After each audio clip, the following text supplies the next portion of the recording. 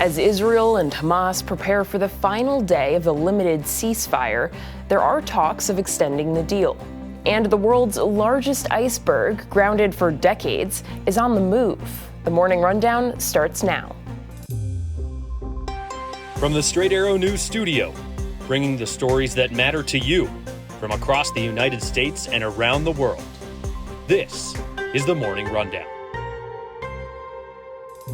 Today is Monday, November 27th. Thank you for joining us. I'm Shannon Longworth. As Israel and Hamas prepare for the final day of the four-day ceasefire agreement, the two sides appear to be open to extending the hostage release deal. Since Friday, Hamas has released dozens of hostages, mostly Israeli women and children, as well as foreign nationals. In exchange, Israel has released more than 100 imprisoned Palestinian women and teenagers, and allowed for more humanitarian aid to enter Gaza.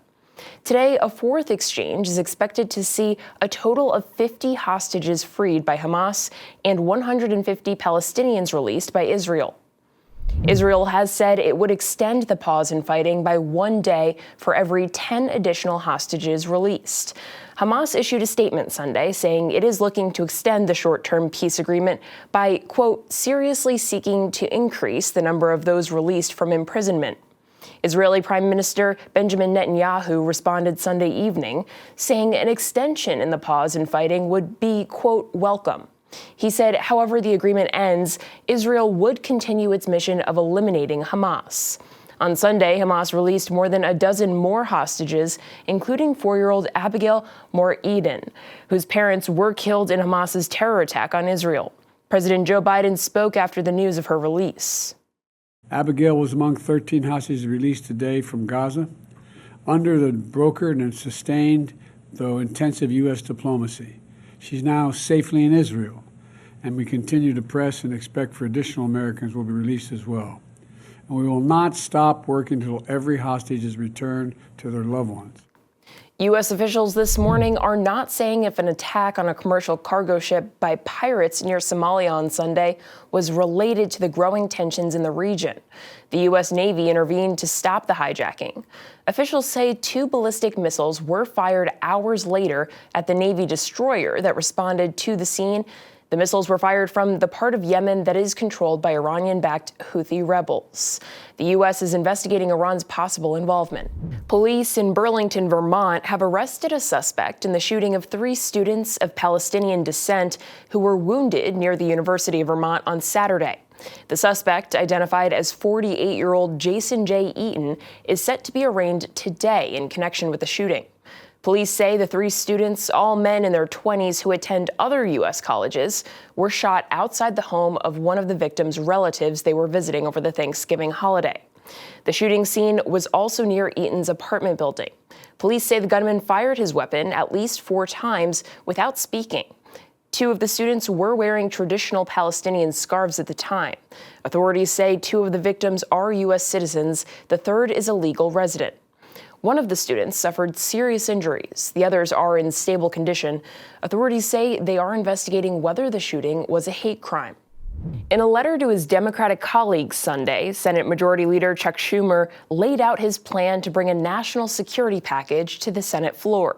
The bill would include funding for both Ukraine and Israel and could be brought to vote as early as next week. This comes following Republican House Speaker Mike Johnson's attempt at pushing through an aid package to Israel while slashing IRS funding. That package passed the House but was quickly rejected by the Senate. For the Senate to pass any sort of funding for Israel and Ukraine, Senate Republicans insist it must include stricter border policies, an issue Schumer says is hyper-partisan. Schumer added that his goal is to bring the package to a vote the week of December 4th, following an all-senators briefing on Ukraine. President Biden will not be attending the UN climate change conference in Dubai later this week, according to the White House. World leaders from nearly 200 countries are expected to attend. Biden has attended the conference for the past 2 years. Though no reason has been given for Biden's absence, senior White House officials have pointed to the president being consumed in recent weeks with the war between Israel and Hamas.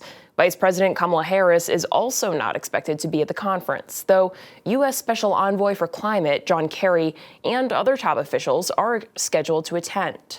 In Dubai, nations are expected to discuss, among other topics, whether to come to an agreement on phasing out fossil fuels.